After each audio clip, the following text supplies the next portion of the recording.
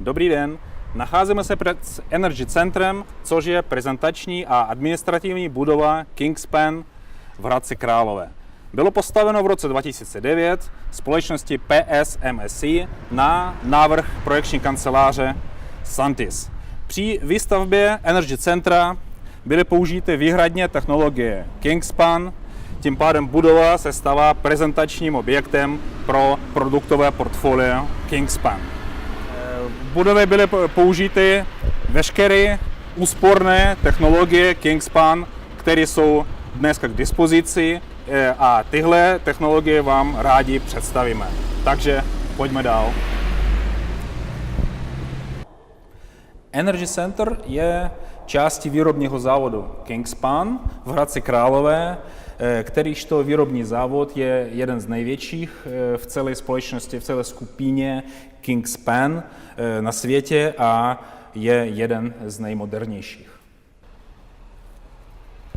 Nacházíme se u jižní fasády Energy Centra, kde se nachází vývojové středisko Kingspan. Na jižní straně, na této stěně, byly použity izolační panely zvláštního typu, takzvané energy panely. Jsou to v podstatě panely, které v sobě kombinují vlastnosti běžného izolačního panelu a solárního kolektoru.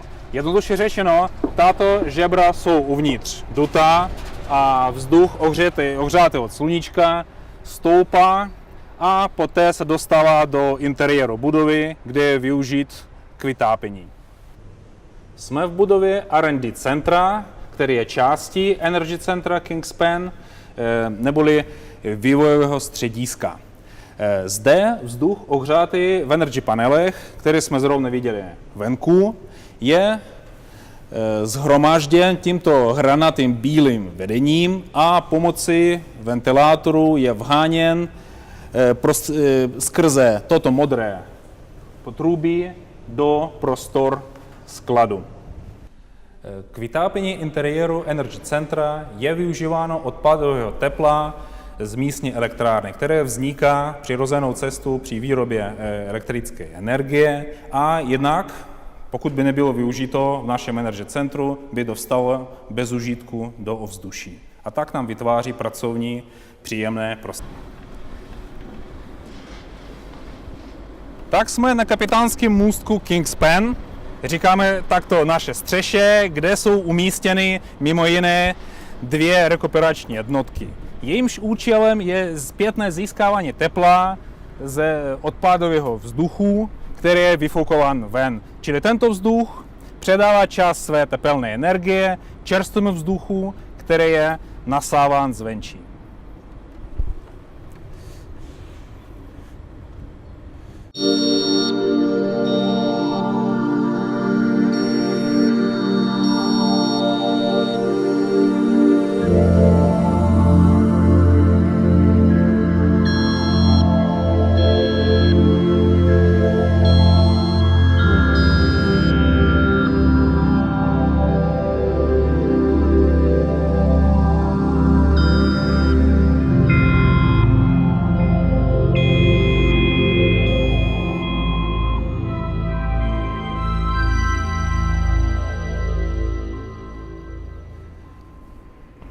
Část elektrické energie využité v Energy Centru je vyrobena ve fotovoltaické instalace, jejíž celkový výkon tvoří kolem 20 kW špičkových.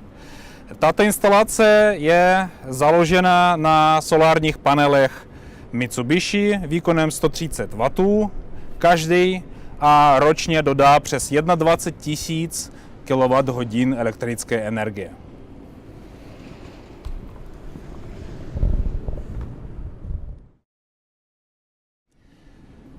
Solární energie je rovněž v budově Energy Centra využito k ohřevu teplé vody. Zde máme systém Kingspan Thermomax se špičkovým výkonem až 15 kW a denní kapacitou do 1000 litrů teplé vody. Dalším z obnovitelných zdrojů, které využíváme v budově Energy Centra v Hradci Králové, je sběr a využití dešťové vody.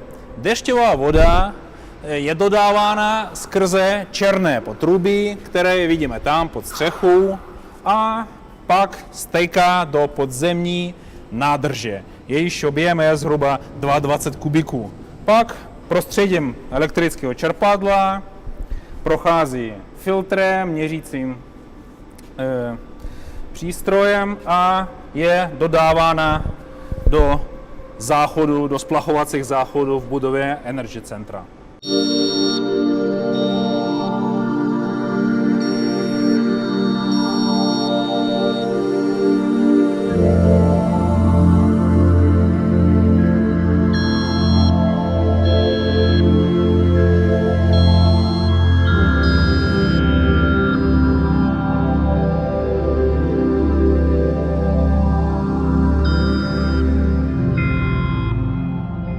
Budova Energy Centra byla oceněna krajskou zvláštní cenou Stavba roku 2009.